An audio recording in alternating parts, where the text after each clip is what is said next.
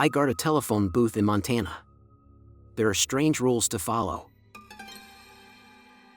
The telephone booth wasn't merely a communication device. It was a containment unit, a boundary. Something meant to trap something in. Or perhaps keep something out. The rules weren't just instructions for a night watchman, they were a ritual. A method carefully crafted to reinforce the barrier. To stop something from slipping through. And by answering the phone, Jake had shattered that ritual. He had unlocked the door. The murmurs on the line now seemed to come from all directions at once. Emily burst into the pawn shop, the bell above the door clattering wildly. Ezra was behind the counter, meticulously polishing an old, tarnished silver locket.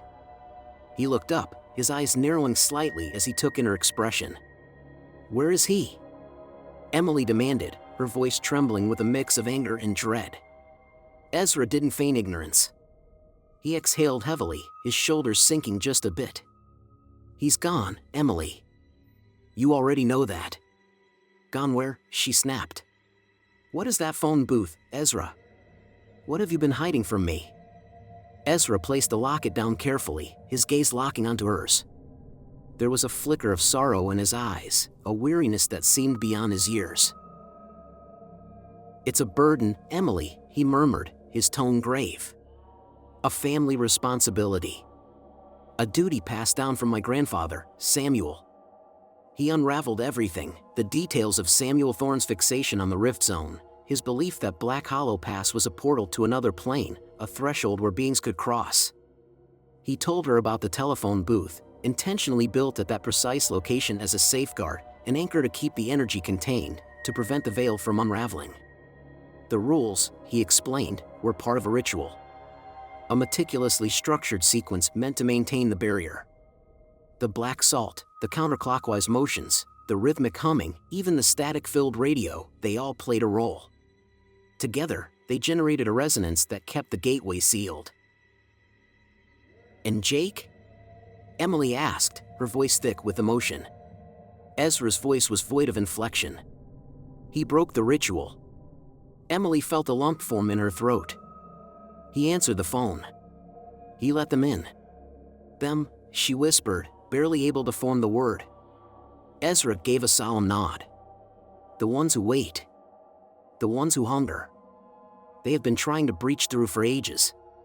Now, they have found an opening." A wave of nausea hit Emily.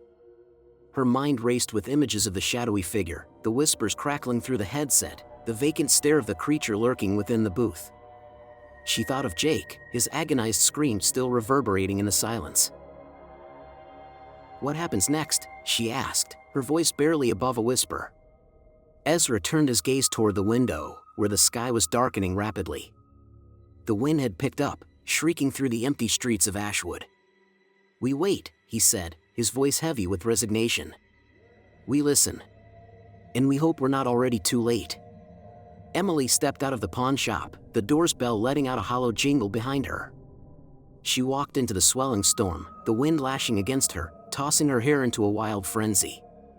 The stale scent of dust and aged paper had been replaced with the sharp, metallic tang of impending rain. She tilted her head skyward, watching the rolling clouds press down over the town. And then, she heard it, faint but unmistakable, carried on the howling wind. A whisper. Then, in the distance, the piercing, relentless ringing of a telephone. Not just one. Dozens. Hundreds, maybe. Every phone. Everywhere. Ringing in unison. A dark figure with hollow black eyes appeared beside her. "You were warned," it murmured. The crimson paint was flaking away, and one of the glass panes bore a jagged network of fractures, a spiderweb of cracks radiating outward from a single impact point. It resembled a prison more than a means of communication. I pulled the truck up a few feet away, the headlights throwing stark, accusing light onto the booth. When I killed the engine, silence enveloped me. No insects, no breeze, just a weighty, oppressive stillness. 10:58 p.m. I inhaled deeply, the sharp mountain air biting at my lungs, and reached for the notebook and key. The metal was frigid and substantial in my grip, a tangible tether to the strange task at hand. The booth's lock was stiff with rust, resisting momentarily before grudgingly yielding. The door swung open with a strained groan, releasing a faint scent of dust and something faintly metallic. Inside, as promised, were the essentials: a thermos of coffee, surprisingly rich and freshly brewed, a sturdy flashlight, a radio emitting a steady flow of static, and a pair of heavy-duty headphones. The notebook lay open on the small, fold-down seat, its instructions glaring up at me. Stepping inside, I pulled the door shut behind me, the latch clicking into place with an unsettling finality. The glass walls, designed to provide visibility, instead made me feel isolated, trapped inside a transparent box. I settled into the seat, its surface uncomfortably cool. Pouring a cup of coffee, I let the steam momentarily cloud my vision. The warmth was a welcome contrast against the chill creeping into my bones. The first hour dragged by, agonizingly slow. The worst part was the silence. It weighed on me, thick and oppressive. My gaze kept drifting toward the phone, a black rotary model, its outdated form adding to the unease. It remained still, lifeless. Then, at precisely 12:17 a.m., according to my battered wristwatch, the phone rang. My breath caught. The shrill, jarring ring sliced through the stillness like a blade. I froze, my hand suspended in midair, reaching for the thermos. Do not answer it. The rule pounded through my head like a desperate warning. The phone rang a second time. Then a third. And then, silence. My hands trembled as I recorded the event in the notebook, the pen scratching against the paper. 12:17 a.m., 3 rings. The act of writing it down made it feel slightly more manageable, grounding me in reality. I took another sip of coffee, willing my pulse to steady. The static from the radio seemed to intensify, its white noise swelling to fill the cramped space. Then, movement. Just at the edge of my vision. I resisted the instinct to turn my head. Do not react. Do not make eye contact. But I could see it in the reflection on the glass, a shadowy figure, unnaturally tall and gaunt, moving with an eerie, fluid grace. It drifted around the booth, a slow, deliberate orbit. My breath hitched, my body rigid with dread. The figure was indistinct, its features blurred, but its presence was undeniable, a dense, cold weight pressing against the glass. Then, the sound. A faint, deliberate tapping. If the knocking persists for more than a minute, put on the headphones. I should put them on now, I thought. The tapping continued, a steady, insistent tap, tap, tap drilling into my skull. Each knock sent a shiver through me, my fingers hovering over the headphones. The rule said to wait, but every fiber of my being screamed at me to block it out. The shadow's pacing grew erratic, its movements more frantic. In the fragmented reflections on the glass, it looked even more grotesque, elongated limbs bending at impossible angles. Its presence made my stomach churn. The tapping quickened, growing sharper. Not just fingernails, it sounded like claws raking against the surface. Tiny scratches etched themselves into the already fractured pane, deepening the web of cracks. 50 seconds. My inner clock screamed at me. The minutes stretched endlessly. The shadow loomed closer, a suffocating presence pressing in. 60 seconds. I snatched the headphones and shoved them over my ears. The sudden vacuum of silence was almost as startling as the noise had been. Even the radio's ever-present static had vanished. All I could hear was my own ragged breathing, my heart hammering in my chest. But even through the silence, I could feel it. The booth was trembling, at first subtly, then more violently. The pounding had intensified, a ceaseless barrage against the weakened glass. I clenched my eyes shut, my fingers gripping the headphones like a lifeline. A hum escaped my lips, a low, wavering tune, desperate and tuneless. I wasn't sure why I was humming, only that I needed to make some kind of noise, anything to shatter the oppressive silence. Then, a new sound reached me. A voice. But it wasn't coming from outside, it was inside the headphones. At first, it was nothing more than a barely perceptible whisper, a murmur just beneath the threshold of hearing. Gradually, it grew stronger, forming coherent words. "Let us in." The voice was devoid of warmth, stripped of any human inflection. It wasn't a single voice, but many, layered, overlapping, a chorus of whispers speaking as one. "We are hungry." A shiver raced down my spine, my blood turning to ice. I tore the headphones off, flinging them across the confined space. They hit the floor with a dull clatter. The ensuing silence was nearly suffocating. The pounding had ceased. The trembling of the booth had stopped. Slowly, I forced my eyes open, my limbs shaking uncontrollably. The figure was gone. The booth was still. Then, I noticed the phone. It was ringing. I stared at it, frozen in place. The rules had been clear, I shouldn't answer. But the words from the headphones echoed in my mind. "Let us in. We are hungry." What if answering was the only way to satisfy them? To stop them from returning? The ringing persisted, each piercing chime a relentless strike against my dwindling resolve. My hand, moving almost involuntarily, reached for the receiver. A metallic odor drifted from the handset, sharp and overwhelming. My fingers trembled as I lifted it, the plastic unnervingly cold against my ear. The ringing cut off, replaced by a thick, suffocating silence. "Hello?" I whispered, barely able to find my voice. For a heartbeat, there was nothing, just the soft hiss of static, like a ghost of the radio's transmission. I was preparing to slam the phone down, convinced I had made a grave error, when I heard it. A voice.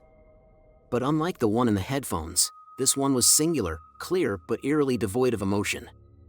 It sounded distorted, unnatural, as if being played at the wrong speed. "You should not have answered." Every muscle in my body screamed to hang up, to sever the connection, but I was paralyzed, caught in a web of morbid curiosity and rising dread. Who are you?" I managed to stammer, my voice quivering. "We are the ones who wait," the voice intoned. "The ones who listen. The ones who hunger." Each syllable hung in the air, weighted with a dreadful finality. The metallic scent thickened, filling the booth with a sickly, coppery tang. "What do you want?" I asked, barely more than a plea. "You have broken the rules," the voice replied. "You have opened the door." A dizzy spell overtook me, my grip tightening on the fold-down seat in an effort to keep my balance.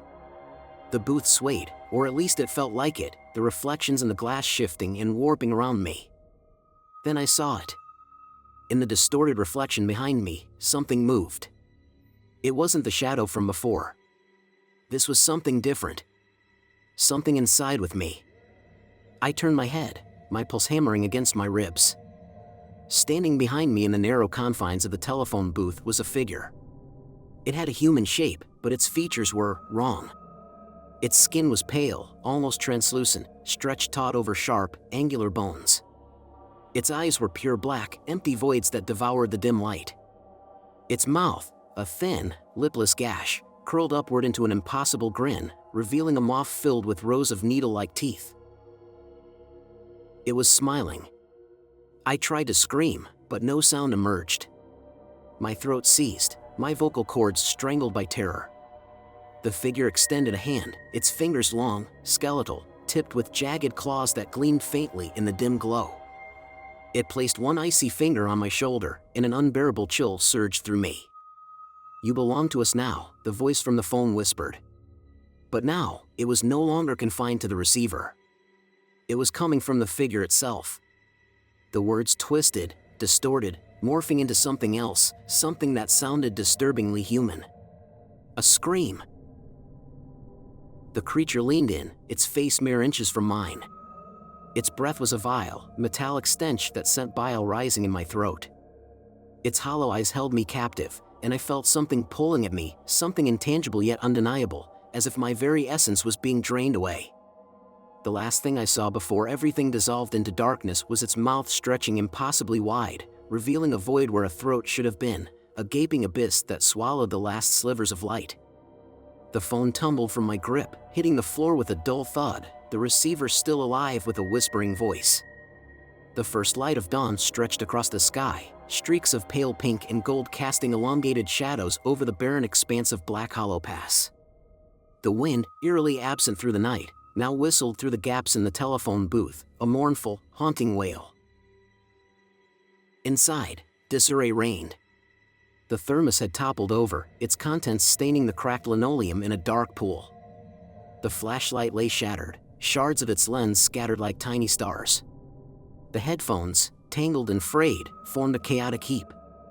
The notebook sat open on the fold-down seat, its final entry scrawled in a frantic hand, 12:17 a.m. 3 rings. The receiver dangled from its cord, emitting a faint, crackling hiss, an incessant, unsettling murmur. Outside, a rusted pickup truck, noticeably newer than Jake's, rolled to a stop. A woman stepped out, concern and fatigue etched into her features. Dressed in worn jeans, a flannel shirt, and heavy boots, she moved with purpose. Her name was Emily, Ezra's niece, and she had come to check on the latest night guard, a duty she had performed more times than she cared to count, with varying results. Emily approached cautiously, one hand resting near the worn leather holster at her hip, not for a gun, but a heavy, ornately carved wooden baton. Through experience, she had learned that ordinary weapons were useless against the entities lurking in Black Hollow Pass. Peering through the grimy glass, she exhaled, her breath fogging the surface. The wreckage inside told a story, the spilled coffee, the broken flashlight, but Jake was nowhere in sight. A familiar knot of dread tightened in her stomach. This wasn't unusual. The night guards assigned to this booth often disappeared. Some fled, abandoning their post in terror. Others weren't so fortunate. Emily tested the door. Unlocked. She pushed it open, the creaking sound echoing through the quiet morning. The sharp metallic scent hit her instantly, making her nose wrinkle. Stepping inside, her boots crunched on scattered glass. She scanned the confined space, cataloging the disorder, the spilled coffee, the shattered flashlight, the frayed headphones, the ever-whispering phone. She reached for the receiver, careful not to touch the mouthpiece. Pressing it to her ear, she listened. The static had grown louder, undercut with faint, distorted voices. The words were fragmented, jumbled. Pleading. Screaming. Emily abruptly replaced the receiver, the abrupt silence a relief. She knew better than to listen for too long. The whispers had a way of embedding themselves, burrowing into the mind. She flipped through the notebook's pages, her breath hitching as she skimmed Jake's entries. His handwriting grew progressively erratic, culminating in the final desperate notation, 12:17 a.m. 3 rings. Another one lost. Emily sighed, a weary resignation settling over her. She ought to inform Ezra. But she hesitated. The cycle of disappearances, the cryptic rules, the ominous truth that lay beneath it all, it was becoming too much. She turned her gaze outward, surveying the mist-draped mountains. Black Hollow Pass harbored a secret, a dark, terrifying one that Ezra guarded fiercely. And Emily was beginning to think it was time to uncover the truth, whatever the cost. She glanced back at the phone. Then at the road. Then at the sky. One thing was certain, she was not calling Ezra. Instead of heading to the pawn shop, she returned to her cramped apartment above the town's only bakery. The scent of fresh bread, typically soothing, did little to quell her unease. She brewed a pot of strong coffee, hoping to chase away the lingering chill of Black Hollow Pass. As the coffee percolated, she pulled a battered box from beneath her bed. Inside were old notebooks, newspaper clippings, faded photographs, the accumulated evidence of her deepening suspicion about Ezra and the telephone booth. She had grown up in Ashwood, where stories of Black Hollow Pass were whispered with both fascination and fear. Local lore spoke of eerie lights, inexplicable vanishings, and a persistent unease that clung to the area like morning fog. Most dismissed the tales as superstition, but Emily had always sensed an unsettling truth hidden within them. Her uncle, Ezra, had always been an enigma. He had inherited the pawn shop from his father, along with the unspoken obligation of maintaining the telephone booth. He never spoke openly about it, only reinforcing the necessity of strict adherence to the rules. The disappearances had begun long before Emily was born, sporadic yet consistent, always tied to the booth. Sheriff Dalton, a grizzled, skeptical man, had looked into them, but his investigations always led to dead ends. Ezra, as always, had been cooperative, offering the same vague explanations, the same unshakable insistence on following the rules. Over time, Dalton had resigned himself, attributing the disappearances to wandering drifters and the perils of the wilderness. But Emily knew better. She had witnessed the fear flickering in Ezra's eyes, the way he skirted around discussions about the booth, the constant way he seemed to be listening for something unseen. She flipped open one of her notebooks, scanning pages filled with her meticulous observations, her personal attempts to decode the rules. Patterns had emerged, connections between the disappearances and lunar cycles, weather changes, and even the peculiar objects that turned up in the pawn shop. One article in particular caught her eye.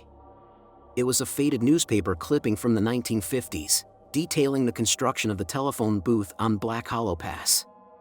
The article mentioned a peculiar local figure, a man named Samuel Thorne, who had insisted the booth be placed at that exact location, claiming it was a site of convergence, where the barrier between worlds was thin. Samuel Thorne.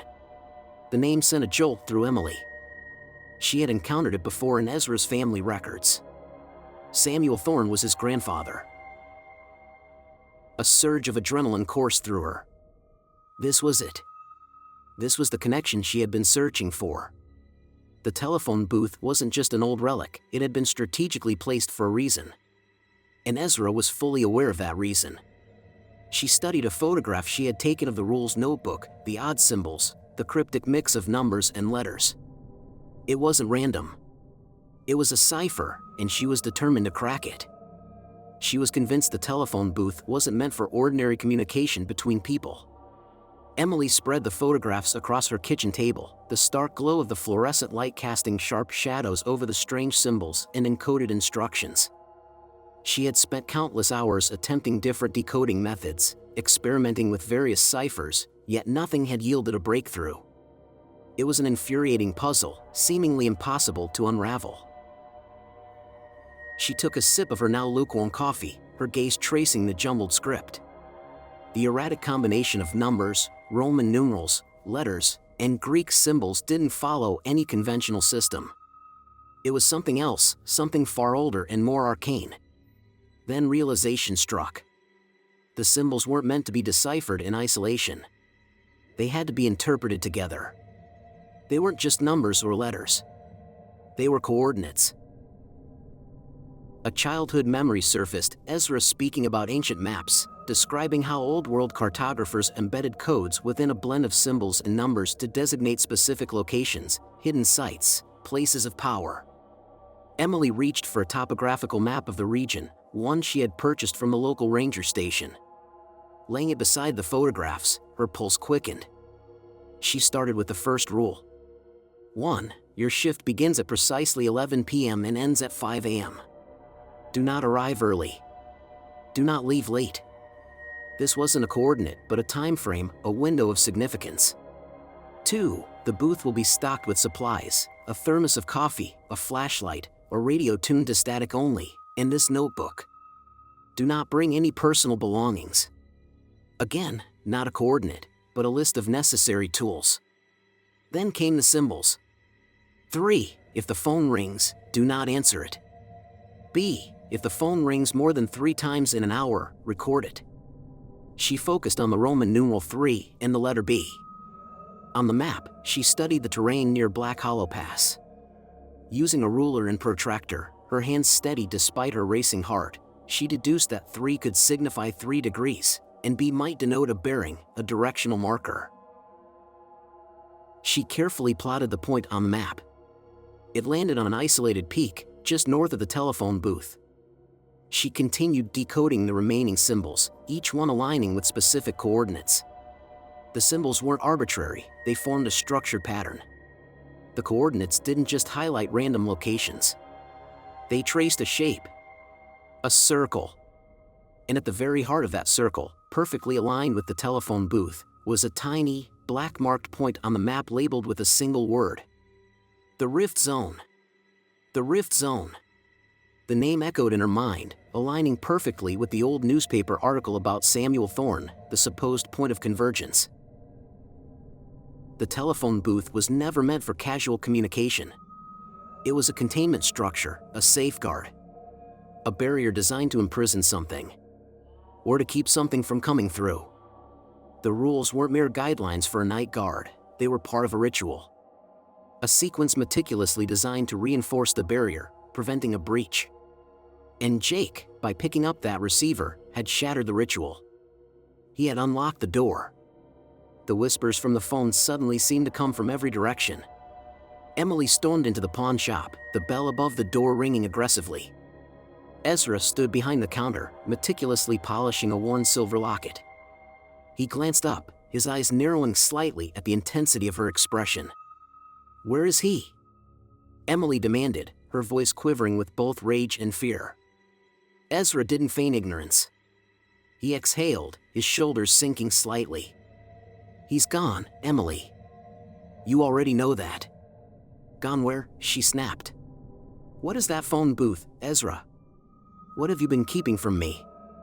Ezra placed the locket down carefully, his gaze steady. A flicker of sorrow crossed his face, a heaviness in his expression that belied his years.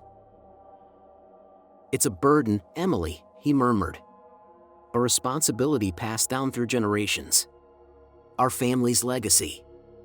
He laid out everything, the story of Samuel Thorne's fixation on the Rift Zone, his belief that Black Hollow Pass was a portal to another plane of existence, a threshold where beings could pass through.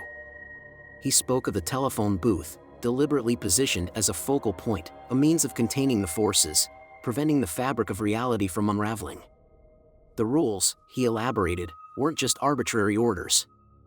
They formed a ritual. A precise sequence of actions ensuring the stability of the barrier.